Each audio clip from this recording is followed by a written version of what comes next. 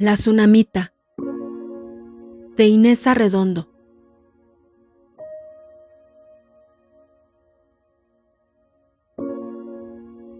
Aquel fue un verano abrasador, el último de mi juventud.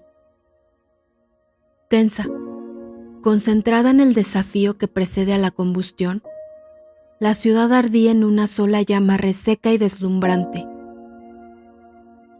En el centro de la llama estaba yo, vestida de negro, orgullosa, alimentando el fuego con mis cabellos rubios, sola.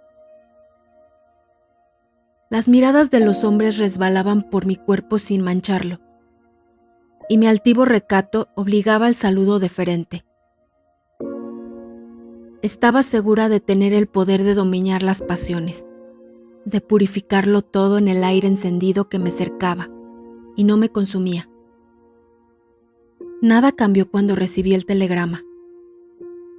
La tristeza que me trajo no afectaba en absoluto la manera de sentirme en el mundo.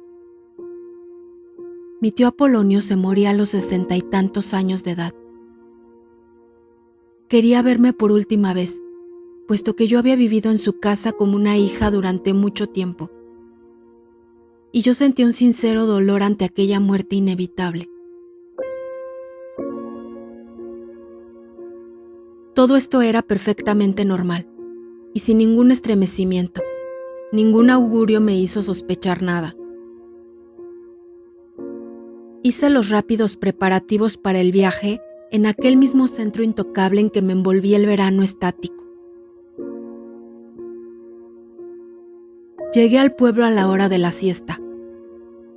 Caminando por las calles solitarias con mi pequeño beliz en mano, fui cayendo en el entresueño privado de realidad y de tiempo que da el calor excesivo.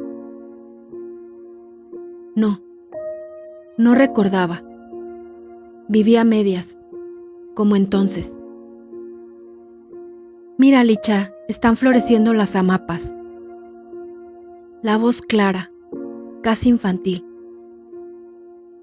Para el 16 quiero que te hagas un vestido como el de Margarita Ibarra. La oía. La sentía caminar a mi lado, un poco encorvada, ligera a pesar de su gordura, alegre y vieja.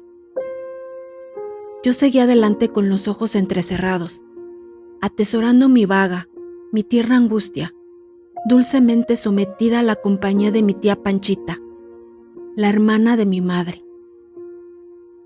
Bueno, hija, Pepe no te gusta, pero no es un mal muchacho. Sí, había dicho eso justamente aquí, frente a la ventana de la Tichi Valenzuela, con aquel gozo suyo, inocente y maligno. Caminé un poco más, nublados ya los ladrillos de la acera, y cuando las campanadas resonaron pesadas y reales, dando por terminada la siesta y llamando al rosario, abrí los ojos y miré verdaderamente el pueblo.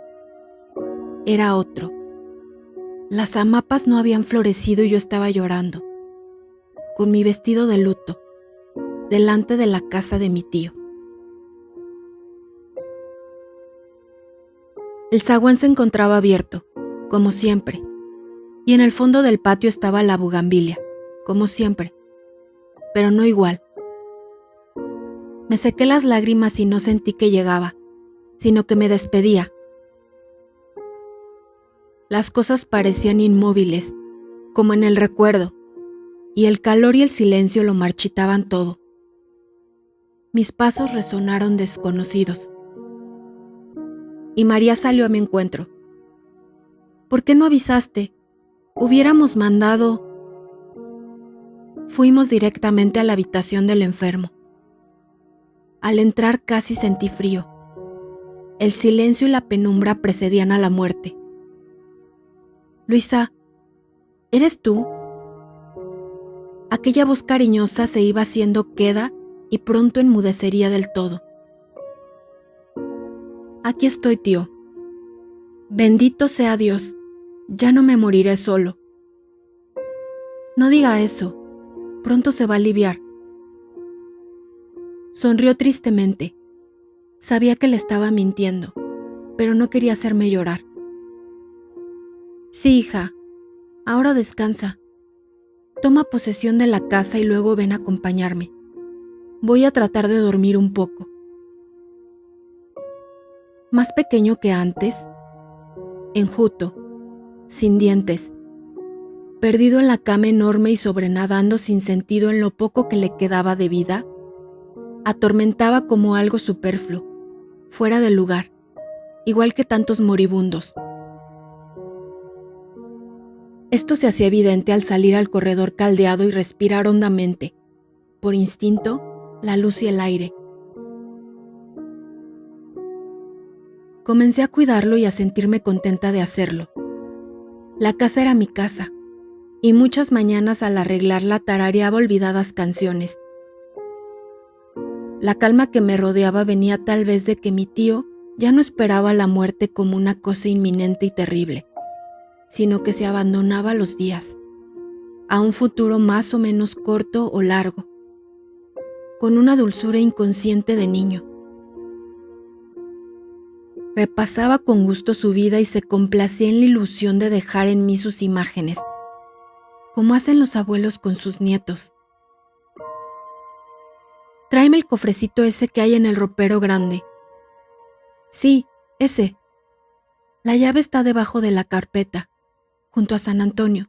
Tráemela aquí. Y revivían sus ojos hundidos a la vista de sus tesoros. Mira, este collar se lo regalé a tu tía cuando cumplimos 10 años de casados.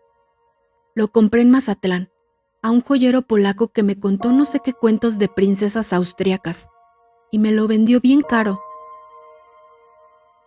Lo traje escondido en la funda de mi pistola y no dormí un minuto en la diligencia por miedo a que me lo robaran. La luz del sol poniente hizo centellear las piedras jóvenes y vivas en sus manos esclerosadas. Este anillo de montura tan antiguo era de mi madre. Fíjate bien en la miniatura que hay en la sala y verás que lo trae puesto. La prima Begoña murmuraba a sus espaldas que un novio. Volvían a hablar, a respirar aquellas señoras de los retratos a quienes él había visto, tocado. Yo las imaginaba, y me parecía entender el sentido de las alhajas de familia. Te he contado de cuando fuimos a Europa en 1908, antes de la Revolución. Había que ir en barco a Colima, y en Venecia tu tía Panchita se encaprichó con estos aretes. Eran demasiado caros y se lo dije. Son para una reina. Al día siguiente se los compré. Tú no te puedes imaginar porque cuando naciste ya había mucho de esto. Pero entonces, en 1908, cuando estuvimos en Venecia, tu tía era tan joven, tan... Tío, se fatiga demasiado. Descanse. Tienes razón. Estoy cansado. Déjame solo un rato y llévate el cofre a tu cuarto. Es tuyo. Pero tío, todo es tuyo y se acabó. Regalo lo que se me da la gana. Su voz se quebró en un sollozo terrible. La ilusión se desvanecía y se encontraba de nuevo a punto de morir, en el momento de despedirse de sus cosas más queridas. Se dio vuelta en la cama y me dejó con la caja en las manos sin saber qué hacer. Otras veces me hablaba del año del hambre, del año del maíz amarillo, de la peste, y me contaba historias muy antiguas de asesinos y aparecidos. Alguna vez hasta se canturrió un corrido de su juventud que se hizo pedazos en su voz cascada. Pero me iba heredando su vida. Estaba contento. El médico decía que sí, que veía una mejoría, pero que no había que hacerse ilusiones. No tenía remedio. Todo era cuestión de días más o menos. Una tarde oscurecida por nubarrones amenazantes, cuando estaba recogiendo la ropa tendida en el patio, oí el grito de María. Me quedé quieta, escuchando aquel grito como un trueno. el primero de la tormenta. Después el silencio, y yo sola en el patio, inmóvil. Una abeja pasó zumbando y la lluvia no se desencadenó. Nadie sabe como yo lo terribles que son los presagios que se quedan suspensos sobre una cabeza vuelta al cielo. Lichita, se muere, está boqueando. Vete a buscar al médico. No, iré yo. Llama a doña Clara para que te acompañe mientras vuelvo. Y el padre, tráete al padre. Salí corriendo, huyendo de aquel momento insoportable, de aquella inminencia sorda y asfixiante. Fui, vine, regresé a la casa, serví café, recibí a los parientes que empezaron a llegar ya medio vestidos de luto.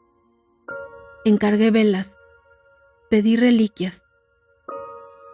Continué huyendo enloquecida para no cumplir con el único deber que en ese momento tenía: estar junto a mi tío. Interrogué al médico. Le había puesto una inyección por no dejar. Todo era inútil ya. Vi llegar al señor cura con el viático, pero ni entonces tuve fuerzas para entrar. Sabía que después tendría remordimientos. Bendito sea Dios, ya no me moriré solo. Pero no podía. Me tapé la cara con las manos y empecé a rezar. Vino el señor cura y me tocó el hombro. Creí que todo había terminado y un escalofrío me recorrió la espalda. Te llama. Entra. No sé cómo llegué hasta el umbral. Era ya de noche y la habitación iluminada por una lámpara veladora parecía enorme. Los muebles, agigantados, sombríos, y un aire extraño estancado en torno a la cama. La piel se me erizó. Por los poros respiraba el horror a todo aquello, a la muerte. Acércate, dijo el sacerdote. Obedecí yendo a los pies de la cama, sin atreverme a mirar ni las sábanas. Es la voluntad de tu tío. Si no tienes algo que oponer, casarse contigo in articulo mortis, con la intención de que heredes sus bienes. ¿Aceptas? Ahogué un grito de terror. Abrí los ojos como para abarcar todo el espanto que aquel cuarto encerraba. ¿Por qué me quiere arrastrar a la tumba? Sentí que la muerte rozaba mi propia carne. Luisa. Era don Apolonio. Tuve que mirarlo. Casi no podía articular las sílabas. Tenía la quijada caída y hablaba moviéndola como un muñeco de ventrílocuo. Por favor. Y cayó, extenuado. No podía más. Salí de la habitación. Aquel no era mi tío, no se le parecía. Heredarme sí, pero no los bienes solamente, las historias, la vida. Yo no quería nada, su vida, su muerte, no quería. Cuando abrí los ojos estaba en el patio y el cielo seguía encapotado. Respiré profundamente, dolorosamente. ¿Ya? Se acercaron a preguntarme los parientes, al verme tan descompuesta. Yo moví la cabeza, negando. A mi espalda habló el sacerdote. Don Apolonio quiere casarse con ella en el último momento, para heredarla. ¿Y tú no quieres?, preguntó ansiosamente la vieja criada. No seas tonta, solo tú te lo mereces.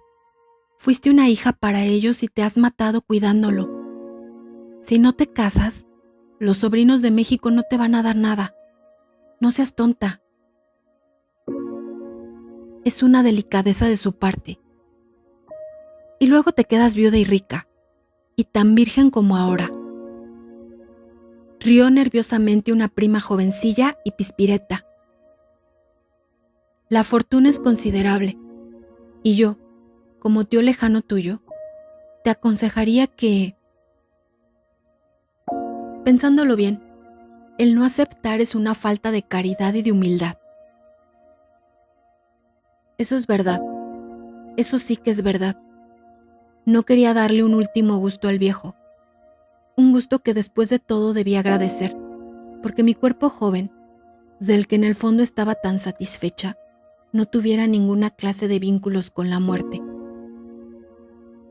Me vinieron náuseas, y fue el último pensamiento claro que tuve esa noche. Desperté como de un sopor hipnótico, cuando me obligaron a tomar la mano cubierta de sudor frío. Me vino otra arcada, pero dije, sí. Recordaba vagamente que me habían cercado todo el tiempo, que todos hablaban a la vez, que me llevaban, me traían, me hacían firmar y responder.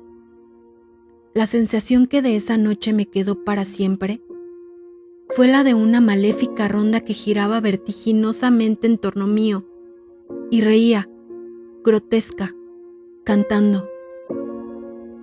Yo soy la viudita que manda la ley. Y yo, en medio, era una esclava. Sufría y no podía levantar la cara al cielo. Cuando me di cuenta, todo había pasado, y en mi mano brillaba el anillo torsal que vi tantas veces en el anular de mi tía Panchita. No había habido tiempo para otra cosa.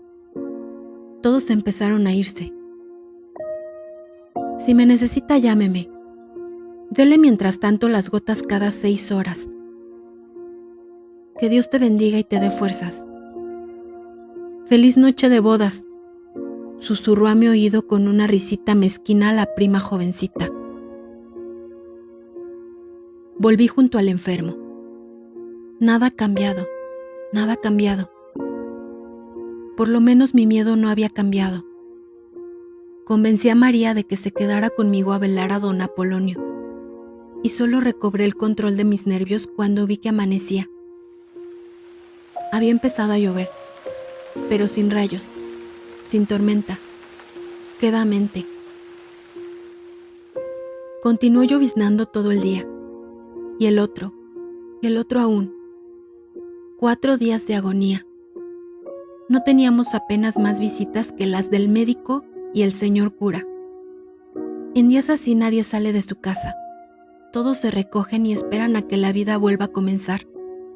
Son días espirituales, casi sagrados. Si cuando menos el enfermo hubiera necesitado muchos cuidados, mis horas hubieran sido menos largas. Pero lo que se podía hacer por aquel cuerpo aletargado era bien poco. La 4ª noche, María se acostó en una pieza próxima y me quedé a solas con el moribundo. Oía la lluvia monótona y rezaba sin conciencia de lo que decía, adormilada y sin miedo, esperando. Los dedos se me fueron aquietando, poniendo morosos sobre las cuentas del rosario, y al acariciarlas sentía que por las yemas me entraba ese calor ajeno y propio que vamos dejando en las cosas, y que nos es devuelto transformado. Compañero, hermano que nos anticipa la dulce tibieza del otro, desconocida y sabida, nunca sentida y que habita en la médula de nuestros huesos. Suavemente, con delicia, distendidos los nervios, liviana la carne, fui cayendo en el sueño. Debo haber dormido muchas horas. Era la madrugada cuando desperté. Me di cuenta porque las luces estaban apagadas y la planta eléctrica deja de funcionar a las 2 de la mañana. La habitación, apenas iluminada por la lámpara de aceite que ardía sobre la cómoda a los pies de la Virgen, Me recordó la noche de la boda, de mi boda. Hacía mucho tiempo de eso, una eternidad vacía. Desde el fondo de la penumbra llegó hasta mí la respiración fatigosa y quebrada de don Apolonio. Ahí estaba todavía, pero no él, el despojo persistente e incomprensible que se obstinaba en seguir aquí, sin finalidad, sin motivo aparente alguno. La muerte da miedo, pero la vida mezclada, imbuida en la muerte, da un horror que tiene muy poco que ver con la muerte y con la vida. El silencio, la corrupción, el hedor, la deformación monstruosa, la desaparición final. Eso es doloroso, pero llega a un clímax y luego va cediendo. Se va diluyendo en la tierra, en el recuerdo, en la historia. Y esto no. El pacto terrible entre la vida y la muerte que se manifestaba en ese estertor inútil podía continuar eternamente. Lo oía raspar la garganta insensible y se me ocurrió que no era aire lo que entraba en aquel cuerpo, o más bien, que no era un cuerpo humano el que lo aspiraba y lo expelía. Se trataba de una máquina que resoplaba y hacía pausas caprichosas por juego, para matar el tiempo sin fin. No había ahí un ser humano. Alguien jugaba con aquel ronquido. Y el horror contra el que nada pude me conquistó. Empecé a respirar al ritmo entrecortado de los estertores.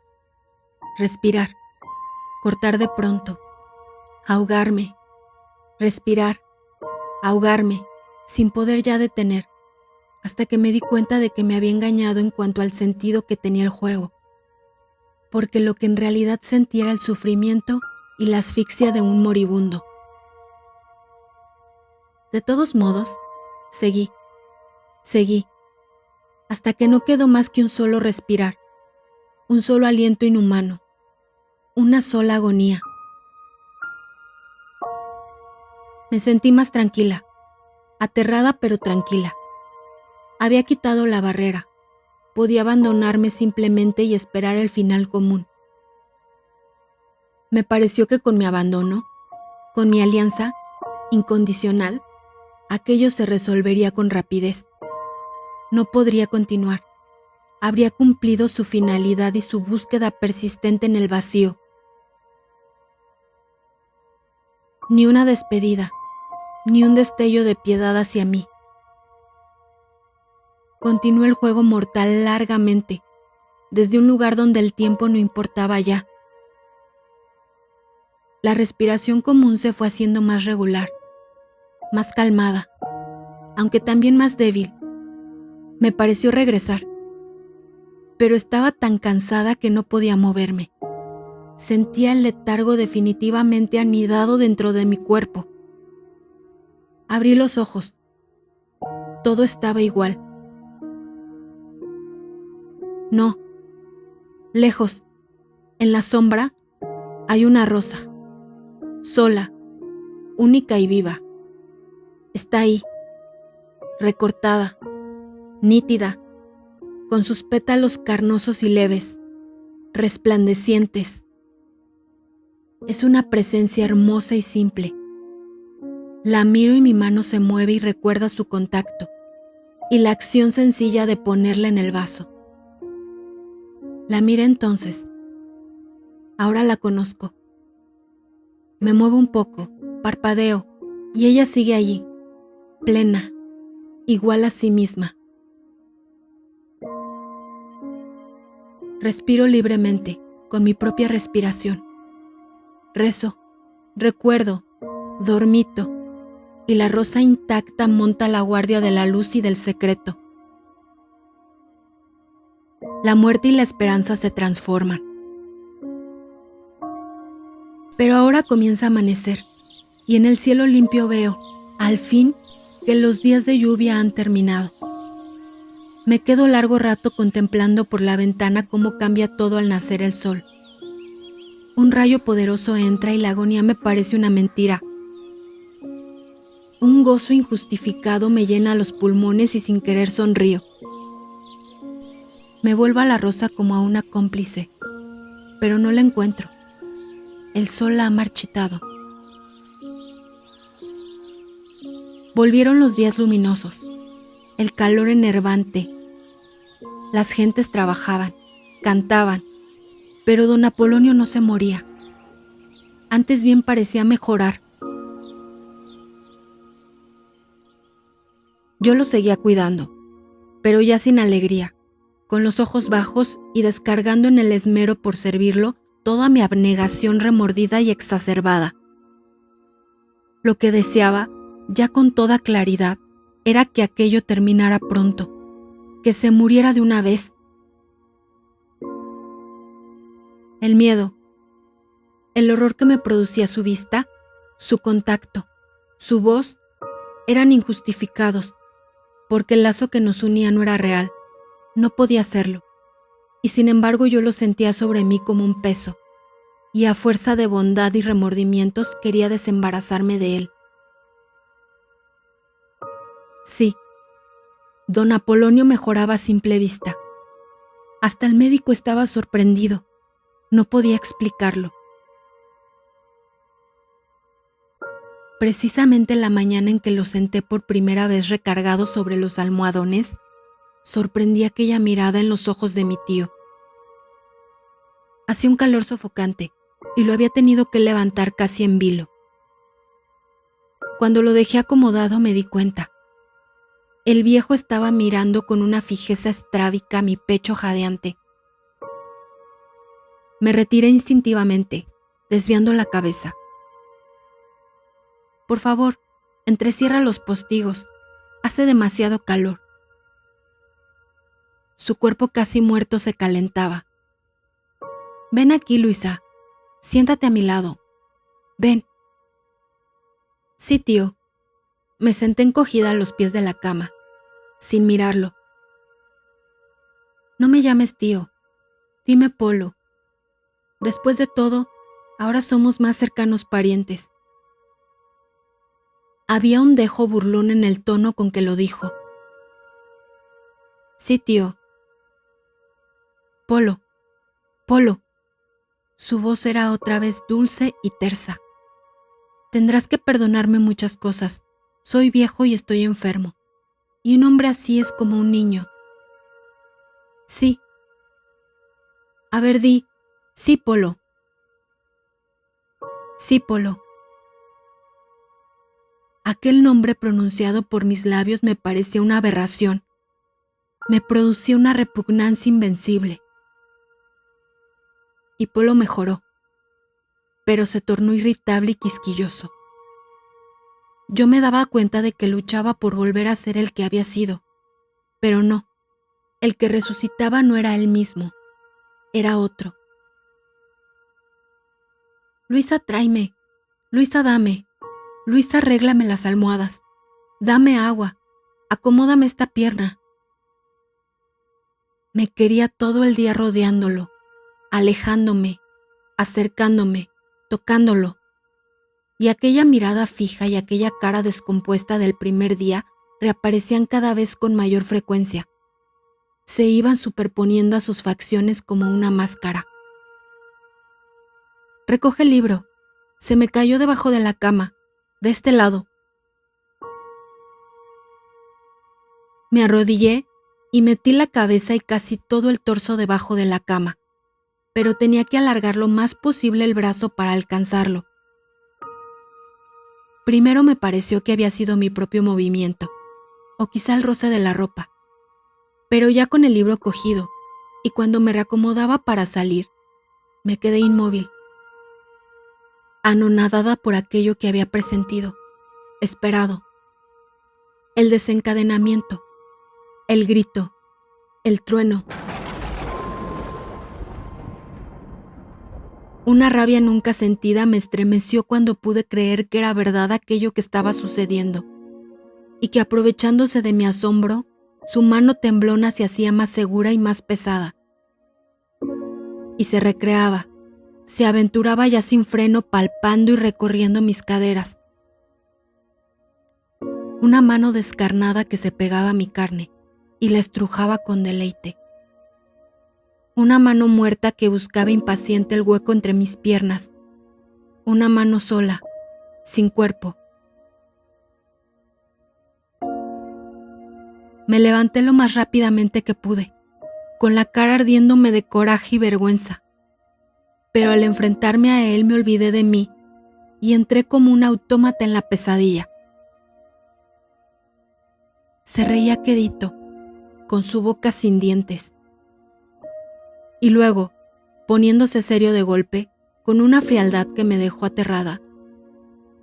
¿Qué? ¿No eres mi mujer ante Dios y ante los hombres?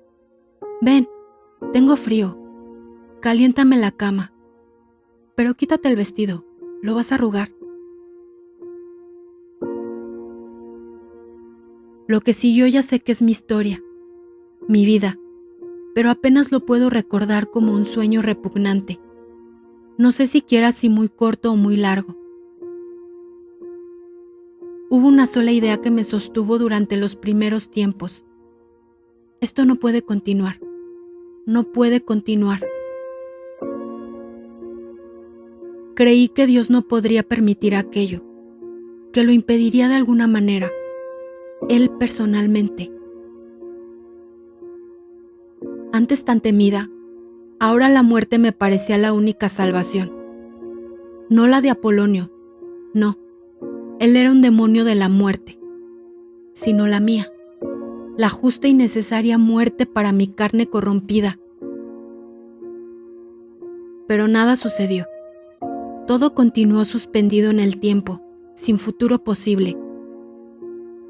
Entonces una mañana, sin equipaje, me marché. Resultó inútil. 3 días después me avisaron que mi marido se estaba muriendo y me llamaba.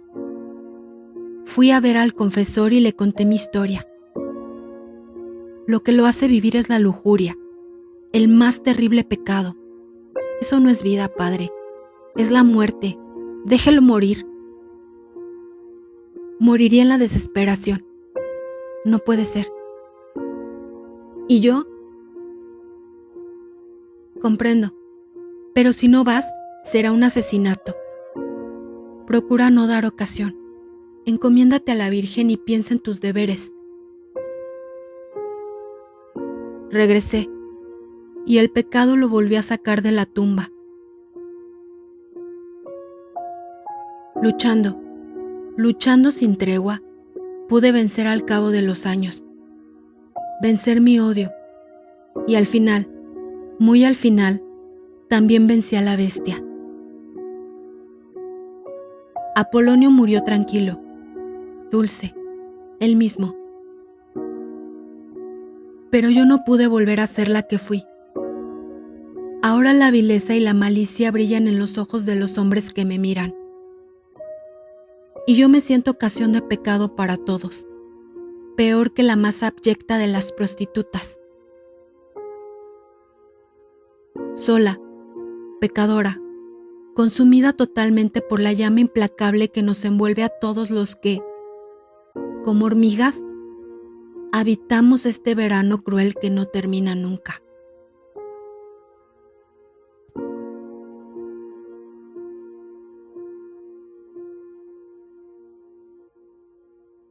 Promovamos la cultura y la literatura en todas sus formas. Si te gustó este relato, compártelo y suscríbete a nuestro canal.